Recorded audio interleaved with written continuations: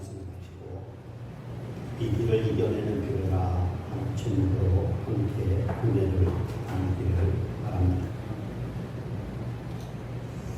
코로나19 사태가 우리에게 지금까지 겪어보지 못했던 위기를 실감하게 합니다. 우리나라에 시작된 지 반년이 되어가는데 예상보다 더 심각한 피해가 나타나고 있습니다. 게다가 이 사태가 언제 끝날지 도무지 예측할 수 없다고 하는 점이 우리를 곤혹스럽게 만듭니다.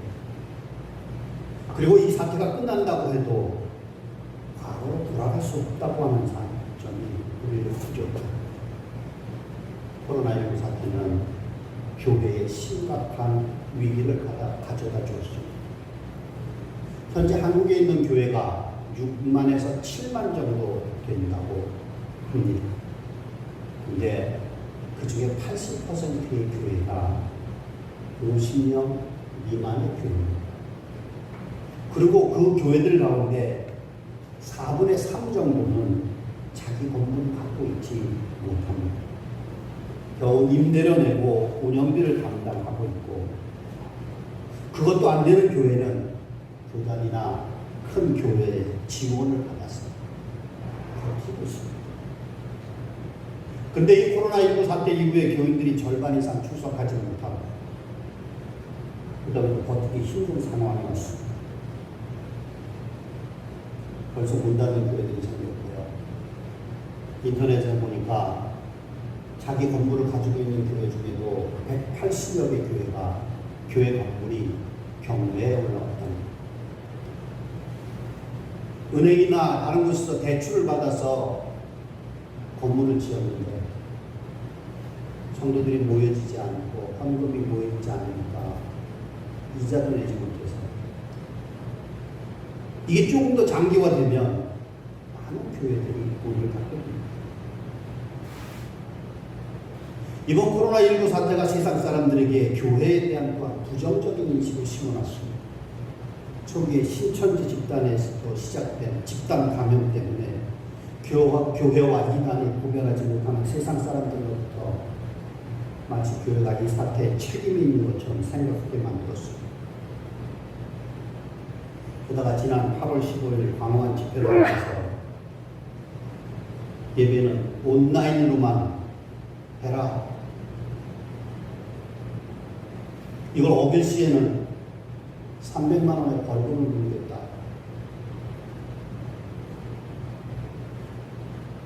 마치 교회가 무슨 코로나19에 관련한 큰 범죄를 치느냐. 매스컴마다 떠들고 있습니다. 근데 코로나에 노출되면요, 양성인 사람을 만나게 되면 나한테서 양성 반응이 나오려면 잠복기가 평균적으로 5.2일이라고 합니다. 그럼 8월 15일 날 광화문에 갔다 온 사람이 양성 반응이 나오려고 하면 8월 20일을 넘겨야 돼요. 그러니까 지난 금요일, 토요일, 오늘 주일 이렇게 확진자가 그때 늘어나야 되는데 15일부터 16일, 17일 100명, 200명, 300명 늘어납니다. 그럼 그 사람들이 광화문 때문에 생긴 사람이냐? 아닙니다. 그런데도 이런 일들이 세상 사람들이 교회를 보는 시각을 부정적으로 만들었습니다. 이런 것들이 교회가 세상의 빛과 소금으로 그 역할을 감당하고자 할 때 걸림돌이 된다.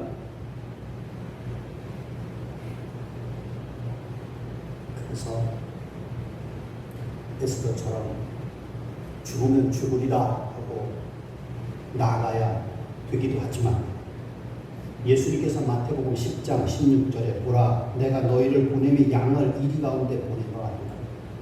그러므로 너희는 뱀같이 지혜롭고 비둘기같이 순결하라. 우리의 믿음을 잘 지켜나가자. 비둘기처럼 순결하게 우리의 믿음을 지켜나가야 예배를 지켜나가야. 그러나 뱀이라고 하는 건 부정적인 의미를 가지고 있죠. 그래도 그 지혜로운 믿음을 지혜롭게 해야 된다고 합니다. 또한 한 가지 문제가 뭐냐? 이 사태가 교인들 가운데 모이기를 패하는 습관을 확산시키고 있다. 금연 치료 전문가의 말에 의하면요, 흡연하는 사람이 3주 동안만 담배를 끊으면 평생 끊을 수 있는, 성공할 수 있는 확률이 높다는 거예요. 그러니까 3주 동안 어떤 일을 지속하게 되면 그것이 습관이 될 가능성이 많다는 거죠. 많은 교인들이 교회에 안 나온 지 3주를 넘어서 우리나라 예배를 못 드게 한 것이 3월 초쯤부터니까 6개월이 돼요. 이제 교회 나오지 않는 것이 매우 익숙한 습관처럼 되고, 인터넷 웬만한 신앙을 가지고 있지 않고서는 다시 교회에 나오기 어려운 상황이 됐습니다. 더 큰 문제는 다음 세대. 아까 한국 교회가 6만에서 7만이라고 하는데 거기에 교회 학교가 있는 교회들이요, 절반 정도 됩니다. 절반 정도는요, 이제 노령화되고 아이를 적게 낳고 시골로 내려가 오다 보면 자녀들이 없어요. 우리 동두천에 있는 모 교회도요, 그 마을에 아이가 학생이 하나도 없대요. 유초등학생은 말할 것도 없이 학생, 고등학생까지도 없다는 거예요. 그럼 주의가 될 수 없죠. 그런데 이 코로나19 사태 이후에 그 절반 되는 교회들 가운데서도 교회 학교를 유지하고 있는 교회는 3분의 1밖에 안 합니다. 그럼 3분의 1밖에 안 되는 그 교회들 중에도 교회에 출석하는 아이들은 몇 퍼센트냐? 절반도 안 됩니다. 전체 교회 한 15% 정도의 교회만 교회 학교가 운영이 되는데 그것도 절반도 안 되게 출석한다. 다시 말해서 이 사태 이후에 다음 세대의 신앙 양육이 제대로 이루어지겠냐? 이게 한국교회의 미래를 무척이나 걱정스럽게 만드는 것이죠. 이런 상황들을 종합해 볼 때에 이 코로나19 사태가 앞으로 반년 이상 더 이어진다고 하면 그야말로 교회는 회복 불능의 타격을 받게 될 것이다. 그래서 지금 우리는 과거에도 없었고 또 상상하지 못했던 큰 위기를 겪고 있습니다. 그럼 이 위기 상황 가운데서 교회가 어떻게 해요? 우리 성도들이 이 위기 상황을 이겨내기 위해서 어떻게 해야 됩니까? 오늘 본문 중심으로 생각해 보려고 합니다. 남왕국 유다의 히스기야 왕 시절에 당시 초강대국이었던 아수르가 침공해 왔습니다. 그래서 북왕국 이스라엘이 멸망했습니다. 이제 아수르는 여세를 몰아서 남왕국을 침공해 옵니다. 남왕국의 유다 성들을 차례로 점령하고 마지막 남은 예루살렘을 포위했습니다. 그리고 먼저 아수르의 사네립 왕은 랍사게를 보내서 궁지에 몰린 히스기야 왕과 이스라엘 백성들에게 항복하라고 최후 통첩을 보냅니다. 근데 이스라엘 백성들은 이사야 선지자의 말씀에 힘입어서 항복하지 않았습니다. 그러나 이번에는 두 번째 아수르 왕이 편지를 보내옵니다. 너희 말고 다른 여러 나라들이 자기들이 믿는 신이 도와준다라고 그러면서 버틴겼지만 모두 다 망한 거 너 모르냐? 너 여호와 하나님이 도와준다 그러지만 그 말을 속지 말아라. 다른 나라 신들도 못 도와줬어. 그러니까 항복하라. 이제 항복해서 굴욕적인 삶을 살 것인가? 아니면 결사항전을 할 것인가? 절체절명의 위기 속에 있습니다. 이 위기 상황에서 히스기야와 이스라엘 백성들이 어떻게 했는지를 살펴보고 이게 우리에게 큰 교훈이 됩니다. 1절을 보면 이렇게 기록되어 있습니다. 히스기야 왕이 붙고 그 옷을 찢고 굵은 배를 두르고 여호와의 전에 들어가시라. 히스기야 왕은 항복에 촉구하는 최후 통첩을 들은 뒤에 바로 옷을 찢고 굵은 배를 들고 여호와의 전에 나갔다는 거예요. 그리고 14절에 보면 또 이렇게 기록되어져 있습니다. 히스기야가 사자의 손에서 편지를 받아보고 여호와의 성전에 올라가서 히스기야는 아수르 왕의 협박 편지를 바꿔서 그 바로 편지를 들고 여호와의 성전에 올라가서 여호와 앞에 펼쳐놨다는 거예요. 이 두 번의 행동 가운데 분명한 공통점이 있는데 그건 뭐냐? 위기를 느끼자마자 성전으로 올라갔다. 사실 왕으로서 히스기야는 위기 상황을 인식했을 때 먼저 대신들을 불러 모아놓고 회의를 할 수 있습니다. 어떻게 보면 그런 것이 일반적인 일이겠죠. 핵심 측근이나 자문단이나 경륜이 있는 원로들을 모아서 의견을 들을 수도 있습니다. 근데 히스기야는 성전으로 올라갔습니다. 히스기야가 성전에 왜 올라갔습니까? 주님을 바라보기 위해서 갔습니다. 주님께 이 상황을 알고 주님의 뜻이 무엇인지 묻기 위해서 성전을 찾아갔습니다. 위기를 바라본 것이 아니라 어디에 도움을 청할 사람이나 나라나 이런 것을 둘러보지 않았습니다. 주님 앞으로 달려가서 주님을 바라보았습니다. 주님을 바라보았습니다. 어느 목사님 설악산을 가서요, 울산 바위로 올라갔던 그 이야기를 하더라고요. 울산 바위 그 정상에는요, 높고 가파른 계단이 있어요. 정상 부분까지 까마득한 급경사의 계단. 올라가기도 힘들지만요, 내려올 때 공포감마저 들어요. 근데 이 목사님이 올라갈 때 별 문제가 없었어요. 내려올 때 눈앞을 보니까 산 아래 광경이 아찔하게 보면서 내려가지 못하는 고소공포증입니다. 심지어 주저앉아 울었고 갈 길은 뭔데 어떻게 해야 될지 깜깜했어요. 주위 목사님의 도움을 받아서 우선 마음을 진정시키고 뒤로 돌아서서 아래를 내려다보지 않고 난간을 붙잡고 뒷걸음질로 한 발짝 한 발짝 천천히 내려갔다. 시간은 걸렸지만 내려오면서 저 위를 쳐다봤어요. 하늘도 보고 구름도 보고 산 정상에 나오던 깃발도 보고 무사히 내려왔던 우리가 인생의 위기를 만났을 때 이렇게 하는 거예요. 주님을 바라보는 거예요. 우리를 두렵게 하는 위기 상황 그 자체를 보는 것이 아니에요. 그러면 두려움에 사로잡혔습니다. 그리고 믿음을 굳게 했습니다. 천지를 지으신 여호와 하나님께서 도와주셔서 내가 이 위기를 이겨낼 수 있을 것이라고 하는 믿음이 있었다. 교회는 그런 것입니다. 성도들이 쳐다나와서 주님을 바라보는 것, 주님을 바라보면서 믿음을 얻는 것입니다. 그래서 위기 가운데 있는 성도들이 위기를 견딜 수 있는 힘을 얻고 또 위기를 이겨낼 수 있는 믿음을 얻는 그런 것입니다. 힘들고 어려울 때 교회를 찾아 그리고 주님을 바라보아야 돼요.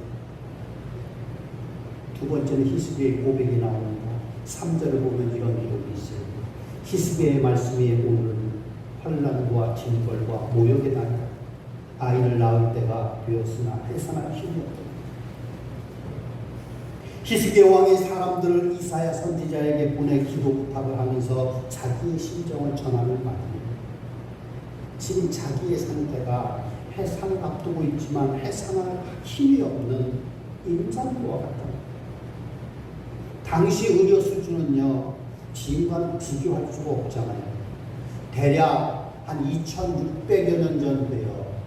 우리나라로 따져보면요, 고조선쯤 되는 시대. 이때 아이는 산모가 스스로 낳는 것이고요. 산파가 있어도 옆에서 도와주는 정도죠. 그래서 산모가 힘을 쓰지 못하면 출산 도중에 죽는 일이 적지 않았던 그런 시절. 근데 산모가 아이를 낳을 때가 되면 해산할 힘이 없다면 자칫 산모와 아이가 다 죽을 수 있는 상황입니다. 히스기야는 지금 자기가 그런 상황에 처해져 있다는 거예요. 아수르가 쳐들어왔지만 자기들 힘으로 어떻게 해볼 수 없는 상황이라고 합니다. 지금 위기를 맞고 있는데 자기들 힘으로 도저히 위기를 벗어날 수 없는 상황이라는 거예요. 사실 히스기야는요, 지난번 아수르의 1차 침공 때에 자기의 힘으로 어떻게 막아보려고 했어요. 18장 14절에 보면 이렇게 기록하고 있어요. 유다의 왕 히스기야가 라게스로 사람을 보내어 아수르 왕에게 이르되 내가 범죄하였나이다. 나를 떠나 돌아가소서. 왕이 내게 지우시는 것을 내가 당하리라 하였더니 금 30달란트를 정하여 유다 왕 히스기야에게 내게 한지라. 1차 침공 때 협상을 통해서 문제를 해결해 보려고 했습니다. 그래서 그들이 요구하는 대로 엄청난 돈을 보내기도 했습니다. 금 30달란트를 보냈어요. 근데요, 지금 아수르가 그 돈을 받고 또 침공해 옵니다. 이제 이런 인간적인 노력이 허사라고 하는 것을 뼈저리게 느꼈어요. 결국 히스기야는 주님 앞에 나와서 이렇게 고백합니다. 저희들은 이 위기 앞에 무능합니다. 저희들은 이 위기 앞에 아무것도 할 수 있는 것이 없습니다. 히스기야 15절을 보면 히스기야의 기도하면 이렇게 고백하는 내용이 나오는데 이스라엘의 하나님 여호와여 주는 천하 만국의 홀로 하나님이시라. 주께서 천지를 만드셨나이다. 자기들을 이 위기에서 구원해 주실 분은 오직 한 분 하나님밖에 안 계시다고 하는 것을 고백하고 있습니다. 다시 말하면 지금 자기에게는 주밖에 없다. 주님밖에 없다. 그 고백. 성경에 보면요, 고백이 참 중요해요. 무엇보다 주님께서 우리의 고백을 소중하게 받으시더라고요. 그리고 칭찬하시고 그 고백 위에 역사하신다는 거예요. 마태복음 8장 8절을 보면 백부장이 주님께 이렇게 고백을 합니다. 주여, 내 집에 들어오시니 나는 감당하지 못하겠사오니 다만 말씀으로만 하옵소서. 그러나 내 하인이 낮게 싸움나이다. 놀라운 믿음의 고백이 됩니다. 예수님께서 이 고백을 들으시고 이렇게 칭찬하십니다. 이스라엘 중 아무에게서도 이만한 믿음을 보지 못하였느냐. 그리고 고백대로 역사합니다. 내 믿음대로 했죠. 지금 히스기야 왕이 주님 앞에 자기의 무능함을 고백합니다. 그리고 이 위기에서 나를 구원해 줄 분은 오직 주님밖에 없다라고 믿음의 고백을 합니다. 하나님께서 이 고백을 소중하게 여기셨어요. 그리고 역사하셨습니다. 오늘 위기를 맞고 있는 우리가 이런 고백을 드려야 됩니다. 우리의 힘으로는 이 위기를 이겨낼 수 없음을 고백해야 됩니다. 그리고 오직 주님께서 역사하셔야만 이 위기에서 벗어날 수 없다고 하는 것을, 벗어날 수 있다고 하는 것을 고백합니다. 이 코로나19 앞에 우리가 할 수 있는 것이 무엇으로 벗어날 수 있어요? 교회가 무엇으로 벗어날 수 있어요? 이 나라에서의 교회가 할 수 있는 것이 무엇입니까? 아무것도 없습니다. 주님이 역사하셔야만. 히스기야는 주님을 바라보고 고백하고 기도합니다. 15절에 보면 이렇게 기록합니다. 그 앞에서 히스기야가 기도하여 이르되 16절에 또 이렇게 기록됩니다. 여호와여 귀를 기울여 들으소서. 19절에 보면 또 이렇게 기록합니다. 우리 하나님 여호와여 원하건대 이제. 히스기야가 위기를 겪으면서 이제 자기 입으로 구체적으로 기도를 드리고 있습니다. 19장 20절에 보면 이렇게 기록합니다. 아모스의 아들 이사야가 히스기야에게 보내 이르되 이스라엘 하나님 여호와의 말씀이 내가 아수르 왕 사네립 때문에 내게 기도하는 것을 내가 들었노라. 하나님은 히스기야가 위기 가운데서 성전에 나와서 기도한 것을 다 들으셨다는 거예요. 그리고 19장 35절에 이렇게 합니다. 이 밤에 여호와의 사자가 나와서 아수르 진영에서 군사 18만 5천 명을 친지라. 아침에 일찍 일어나 보니 다 순장이 되었더라. 하나님께서 히스기야의 기도를 들으시고 여호와의 사자를 보내셔서 예루살렘을 포위했던 아수르 군사를 다 치셨다. 그렇습니다. 하나님께서 위기 가운데 히스기야가 드린 그 기도를 들으셨습니다. 그리고 하나님의 방법으로 히스기야와 이스라엘을 위기 가운데서 건져주셨습니다. 히스기야의 고백대로 오직 하나님께서만이 위기에서 건져주실 수 있음을 보여주십니다. 오늘 위기 가운데 있는 우리에게 이런 기도가 필요합니다. 주님 앞에 나와서 간절히 기도해야 됩니다. 안타까운 것은 큰 위기가 닥쳤는데 교회의 기도가 예전같지 않습니다. 교회 출석이 어려워지면서 기도가 더 약해졌습니다. 우리가 다시 기도를 붙여야 됩니다. 서아프리카에 있는 어느 작은 마을에 예수를 잘 믿는 마을이 있습니다. 예배당이 좁아서 숲속에다가 따로 기도의 집을 만들었답니다. 마을 사람들이 기도하라고 기도의 집을 자주 드나들다 보니까 풀이 이렇게 밟혀서 오솔길이 생겼습니다.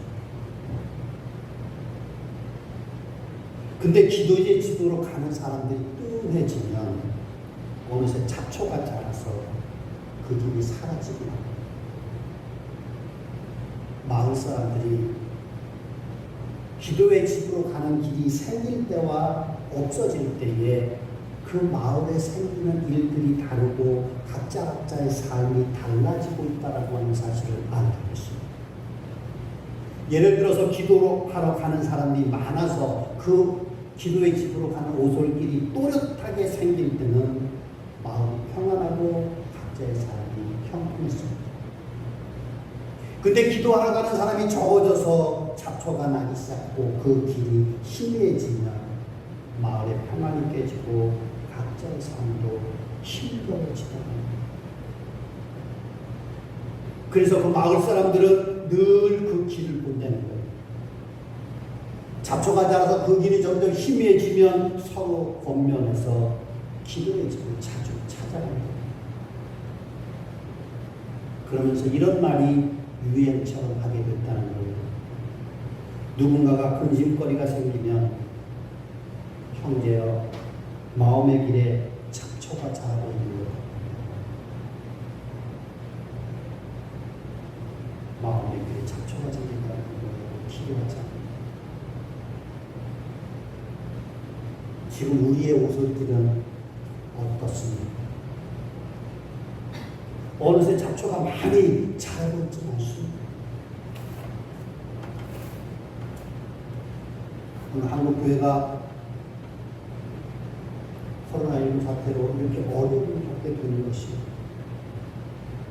기도의 집으로 가는 오솔길에 잡초가 많이 나서 그 길이 잘 보이지 않게 됐기 때문이 아닙니다. 우리 각자의 삶이 이렇게 힘들어지는 것이 우리 마음의 길에 잡초가 자라서 있는 것은 아닐지 모르겠습니다. 우리가 다시 히스기야처럼 성전에 나와서 기도해 더 열심히 기도해서 기도의 집으로 가는 그 길을 다시 확실히 보이도록 내야 됩니다. 그래서 내 집은 만민이 기도하는 집이라고 말씀하신 거죠. 우리 교회를 기도하는 집으로 분명히 세워나가야 되겠습니다. 우리 교회가 이 위기 상황을 잘 이겨내게 나가는 교회가 되도록 우리가 힘써야 될 줄로 믿습니다. 아멘. 더욱더 교회를 사랑해 교회에서 주님을 바라보고 기도하는 일에 힘써 주시길 주님으로 축원합니다. 아멘. 기도하시겠습니다.